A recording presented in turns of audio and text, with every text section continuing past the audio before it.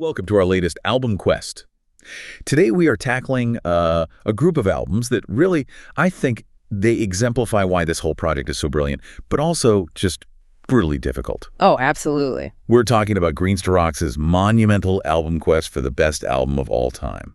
And well, the group we have today is a real clash of legends. Only two can survive. That's it, exactly. And for anyone who's, maybe new to the methodology here, it's actually pretty simple, but ruthless. Simple but ruthless. I like that. The author, he takes albums from, well, any genre, really, groups them up at random, and then just ranks them, best to worst. And the reasoning behind that ranking is, it's a whole mix of things, isn't it? It is. It's this cocktail of serious musical analysis, personal nostalgia, a bit of humor, and just a genuine love for, quality music. It's messy, but it's real. The ultimate subjective meets subjective sorting machine. Yeah, and the stakes are massive. The top two albums from the group, they move on to the next round. The bottom two, they're just gone. Eliminated for good. No second chances. And we're not in round one anymore. This is key. These albums have already proven themselves. They've each beaten 3 other records just to be here. The pressure just keeps ramping up. So today our mission is to analyze the results for round 2, Group 28. 4 albums, all of them survivors of a first-round bloodbath. And now they're fighting for just 2 spots in round 3. This is where it gets serious. This is where the heavyweights start to look vulnerable. And the contenders for this showdown, it's such a diverse group, it's almost unfair. Lay them out for us. Okay. So first up, representing that, epic, sprawling heavy metal sound, we have Number of the Beast by Iron Maiden. A classic. Then maybe the definition of rock and roll precision, a story of triumph over tragedy. It's Back in Black by AC/DC. 2 absolute giants of metal and rock right there. But that's not all. Third, we have a retrospective that really captures the incredible, innovative journey of a new wave superpower, Every Breath You Take. The Singles by The Police. Okay, so a singles collection thrown into the mix with 2 studio albums. That's a classic album quest problem. Exactly. And the fourth contender, proving that really polished, sophisticated craftsmanship has a place in this fight, it's a melodic rock entry, Language of the Heart by Stan Bush. Wow. When you just hear that list, you can immediately see the wonderful unfairness of it all. You're forced to compare 2 colossal heavy metal studio albums against a definitive greatest hits package, and then this top-tier AOR album. It forces a genuinely painful decision. You're pitting the sheer depth and focus of those 2 metal masterpieces against the innovative arc of a whole career of singles. And a really polished, well-crafted niche album. Right. The reviewer had to decide, does that consistent, focused studio album mastery outweigh a decade of genre-defining hits? That's what we're going to unpack today. How did he get to that final ranking? Okay, but before we get to the brutal final result, we have to respect the journey. I think it's so important to understand how they even got here. Absolutely. These 4 albums are in round 2 for a reason. They proved they were superior against records that were often, wildly different. Their qualification path tells you so much about what they had to overcome. It gives you all the context, yeah. It highlights just how random and wonderful the quest's initial groupings can be. A metal giant might have to prove its worth against, synth pop or ambient folk music. So let's start with the 2 metal behemoths. What strange fights did they have to win in round 1? Okay, so let's start with the album that eventually won this round 2 group, Iron Maiden's Number of the Beast. What did it have to get through? So Maiden won round 1, group 39. They got that top spot by defeating 3 albums that are about as far apart as you can get.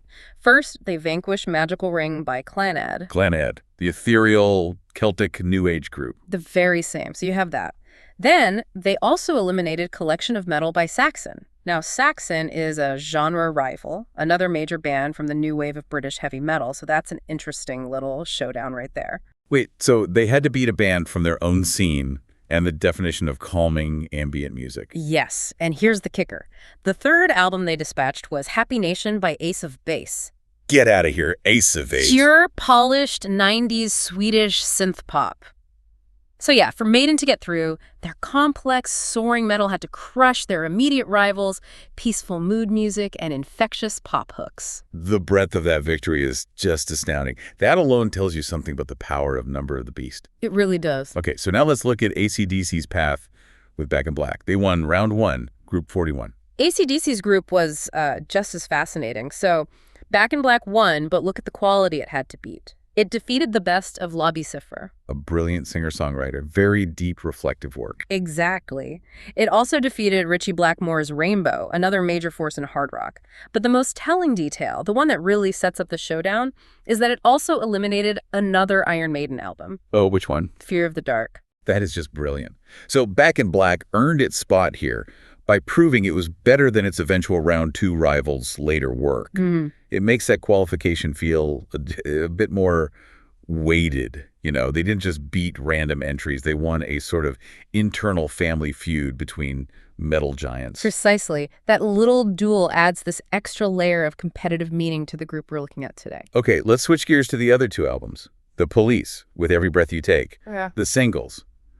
How does a hits collection fare in this kind of fight? Well, the Police won round 1, group 152, and their competition, it really shows how this quest pulls in completely different decades and genres. So who did they beat? They defeated Trouble Gum by Therapy, Language Sex Violence, Other by the Stereophonics, and Use Your Fingers by the Bloodhound Gang. So basically the entire 90s alt-rock and rock rap scene. Pretty much. It's a perfect demonstration of the power of a defining band.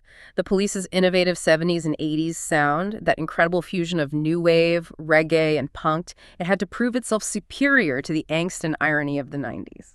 It's a real testament to how timeless their work is, that they could navigate that kind of obstacle course. It really is. And finally, we have the Stan Bush entry, Language of the Heart. Now, this album had the toughest path, in a way, because it's the only one here that didn't actually win its first round group. It was the runner-up. Yeah, it came out of round 1, group 63. It lost the top spot to Head Games by Foreigner. Which is a very strong competitor in that same AOR space. A very strong entry, yes. But Language of the Heart showed enough quality to edge out 2 massive genre-defining acts of modern rock. It defeated From Here to Infirmary by Alkaline Trio. Wow, okay. And Standing on the Shoulders of Giants by Oasis. So this is a record that, even though it didn't win its group, had enough creative muscle to push past huge names in punk revival and Britpop. That's impressive. That context is just so crucial. It means the bar for this group for round 2, group 28, is exceptionally high. You have 3 first-place winners and 1 incredibly strong runner-up. Which makes this one of the highest quality groups we've probably analyzed in this quest so far. Yeah. This is that moment where brilliant albums have to be sacrificed just because the competition is too fierce. Someone has to go home.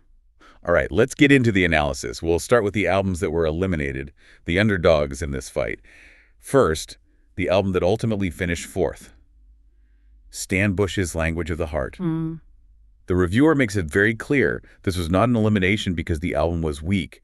It was purely because of the overwhelming power of the other 3. It's the definition of bad luck in a random draw, isn't it?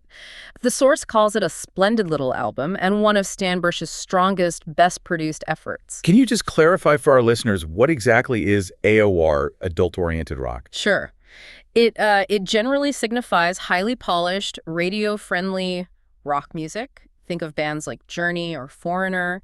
It often emphasizes big melodies, very clean production, and really strong vocals. And what were the specific qualities of Language of the Heart that made it a deserving round 2 entry in the first place? Well, it's specifically described as melodic rock, which is a sort of subgenre of AOR. But what's interesting is that it leans into a kind of country AOR sound on certain tracks. So there's a bit of a genre blend going on. Exactly, and that's part of its strength. It's praised across the board for its quality guitar lines and for Bush's consistently strong, very emotional vocals. The production is mostly seen as stellar, but the reviewer does offer one specific technical critique. What's it? A sporadic sound mix when it comes to the drumming. Let's dwell on that for a second.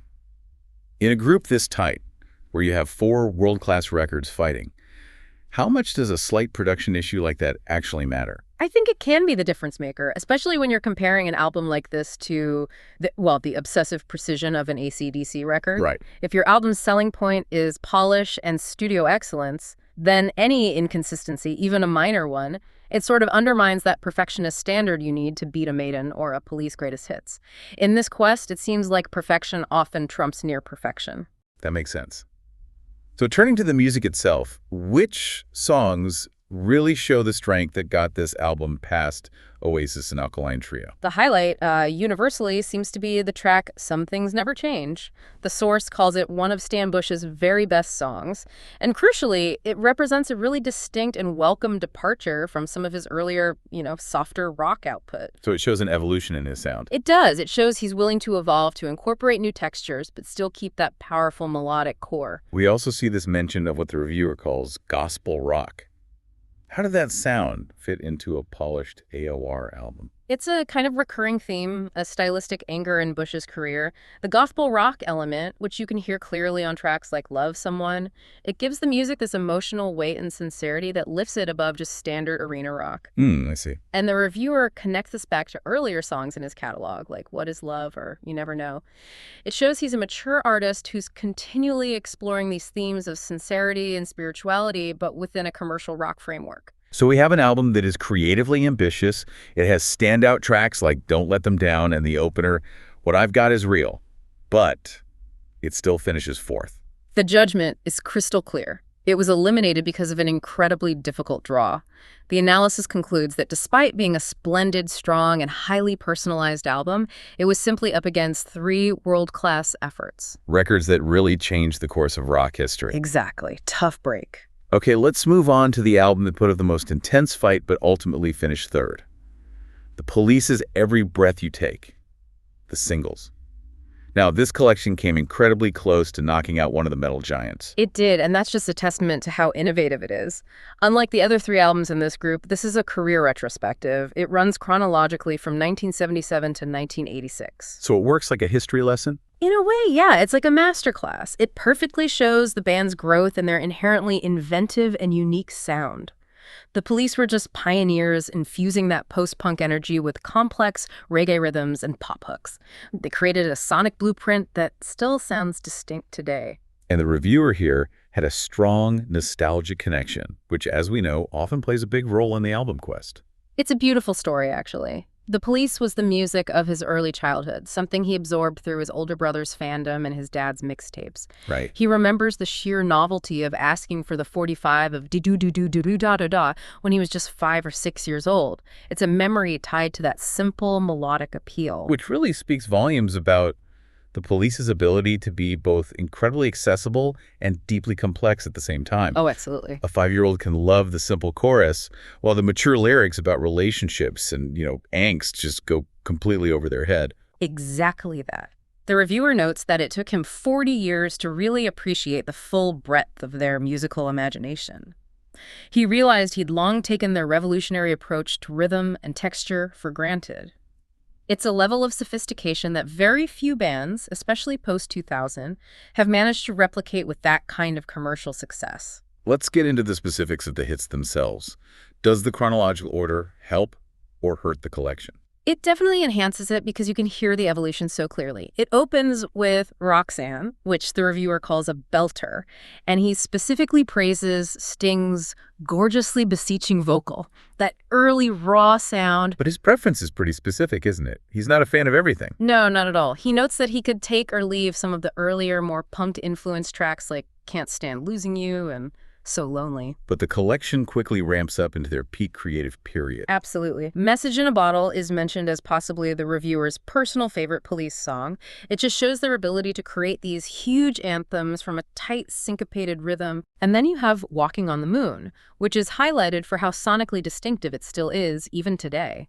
Its uniqueness comes from that dominant, almost echoing percussion and the sense of space that Andy Summers' guitar creates. All of that fused with Sting's romantic vocals and a pure pop hook. The review even gets into the production details, preferring a later remix of one song. Yes, he specifically prefers the 1986 remix of Don't Stand So Close to Me over the original. That just underscores the depth of the analysis. This isn't just a casual ranking. It's a real audit of preferred versions and mixes. And the collection finishes with their later, more polished work. Right, the final phase. The 3 top-quality late numbers, Every Breath You Take, King of Pain, and Wrapped Around Your Finger. But here's the critical question for this whole quest. We have this perfect collection of hits, showcasing an entire career of innovation. Does the fact that it's a singles collection inherently put it at a disadvantage against two focused studio albums. That is the core conflict of this group right there. And the source implicitly suggests that, yes, it is this advantage. Why is that? A dedicated studio album, particularly a highly conceptual one like Number of the Beast, often wins because it has this structural integrity, a cohesive narrative from start to finish.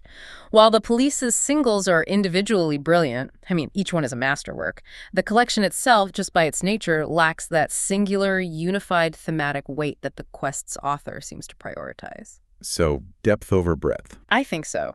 This result really shows that, generally speaking, the sheer strength and depth of a singular studio vision will often trump the breadth of even the most inventive decade of hits. And that distinction is exactly why Stan Bush and the Police, despite their incredible quality, were eliminated. Which means we can now move on to the Clash of the Titans. The main event. So we move to the two albums that qualified. And the reviewer connects his experience of both Number of the Beast and Back in Black back to a really specific, powerful memory. Getting his first car, installing a quality stereo, and just enjoying that transcendent thrill of driving with the metal playing loud. That moment. That is such a generational defining experience for rock and metal fans. The first taste of freedom, combined with the sonic liberation of just cranking up heavy rock in a car. It fundamentally embeds these records with an emotional weight that goes beyond just enjoying the music. It's tied to your identity, to discovery. Exactly. And given that shared nostalgic anchor for both albums, the reviewer's initial prediction was actually quite surprising. It really was. Initially, he thought Back in Black would win the group. Easily. Because of its sheer fame and universal commercial appeal. He had Maiden and the Police fighting it out for the second spot. But that's not what happened. No. After what he called rigorous listening, which was just a couple of focused, full plays of each album, the outcome completely changed. Iron Maiden surged into the lead. That's fascinating. If AC/DC is universally seen as the tighter, more famous album, what specific factor in Iron Maiden's music allowed the reviewer to overturn that deeply ingrained rock hierarchy after just a couple of listens? It comes down to, I think, the subtle but powerful difference between control and complexity. But let's look at the runner-up first. Back in Black, it was teetering on elimination against the Police at first, which just shows you how strong this group was. So what saved it? What makes it so good? The core of AC/DC's victory lies in its relentless, obsessive precision. The reviewer really emphasizes this quality of tightness. What does that mean musically for a band like AC/DC? It means discipline, pure discipline. The band is described as tighter than the proverbial duck's backside, and that mastery is credited directly to the late, great Malcolm Young. The rhythm engine. He was the rhythm engine, the master controller. The entire band dynamic is built on that unwavering, rock-solid rhythmic platform he created. And how does that affect what we hear from, say, Angus Young? His lead guitar is so iconic. It dictates Angus's role completely. His performance on Back in Black is noted as being relatively reined in for most of the album, especially compared to his live showmanship. He's not just shredding for the sake of it. He's serving the song. He's totally serving the song. He's concentrating on delivering these tight licks and tasty riffs, not the fanciful guitar runs and wailing solos that you might hear from other heavy rock bands. So the album isn't about showing off virtuosity. It's about this controlled, melodic propulsion. Precisely.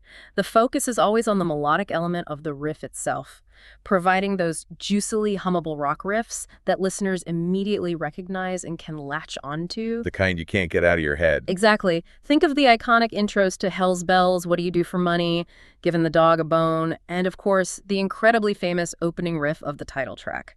The whole album is a 45-minute construct of pure, focused rock and roll. It's cohesive, it's powerful, and it's surgically precise. It's a perfect machine. But the perfect machine was beaten. It was beaten by Iron Maiden's Number of the Beast.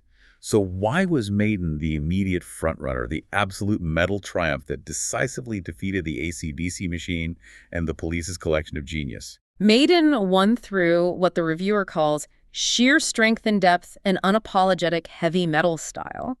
The difference really comes down to narrative complexity and vocal power.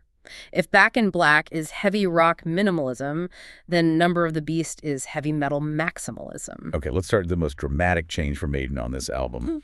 Bruce Dickinson.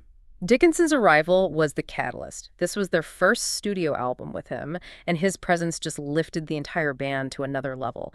He delivered an unbelievably impressive display of power, range, and texture. He's got that operatic quality. He does. And unlike a lot of previous metal vocalists, Dickinson's soaring operatic voice allowed the music to tell richer, more epic stories. Run to the Hills is highlighted specifically as one of his greatest ever vocal performances. It shows that almost athletic command of pitch and emotion. And the music itself, it was a real evolution for the genre at the time. It was. Maiden was a central pillar of the new wave of British heavy metal, the NWOBHM.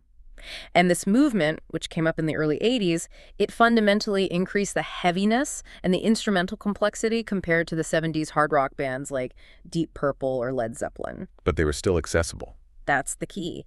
Despite that intensity, Maiden retained these high levels of melody and accessibility through masterful arrangement. That's why their singles were actually huge chart successes. Talk us through the instrumentation, that sonic wall they create. Well, the sound is defined by complexity and by this sort of competition between the instruments. You have the famous chunky bass line of Steve Harris, which is often driving the melody almost as much as the guitars. Right, the galloping bass. Exactly. Then you have the guitar-heavy sound, the harmonized twin-lead guitars of Adrian Smith and Dave Murray, creating these incredible layers of texture and soaring melodies. And all of this is competing to drown out the thundering drumming of Clive Burr, who is noted as one of the band's greatest ever musicians. So it's this whole sonic ecosystem. Yes. It is. It's an ecosystem of depth that AC/DC's restrained tightness just couldn't compete with in terms of sheer scope. Now, you mentioned strength and depth. The reviewer identified 4 tracks on this album as being potentially Iron Maiden's best ever creations. Yeah. We really need to unpack what makes those 4 so monumentally important. This is where the album quest victory was really secured.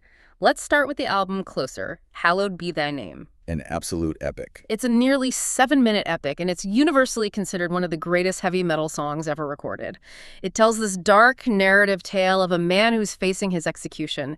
Musically, it's a journey. It starts with these quiet bell-like chimes and a subdued bass line. It slowly builds tension, and then it just explodes into multiple tempo changes, guitar solos, and Dickinson's agonizing theatrical vocal performance. That transition from quiet introspection to full-on metallic fury is just... It's everything. Absolutely. And it demonstrates a level of structural ambition that Back in Black intentionally avoids. Where AC/DC achieves perfection through consistency, Maiden achieves transcendence through structural complexity and emotional dynamics. The narrative quality of Hallowed Be Thy Name gives the album a weight that few others can match. Okay, what about the second highlight, 22 Acacia Avenue? So this track is actually part of the recurring narrative of Charlotte the Harlot, which is a continuation of a story from their previous album. So they're building a mythology. They're building a whole metal mythology. It's another layer of depth. Musically, it's this mid-tempo driving rocker, and it features some of the most intricate twin guitar harmonies on the entire record.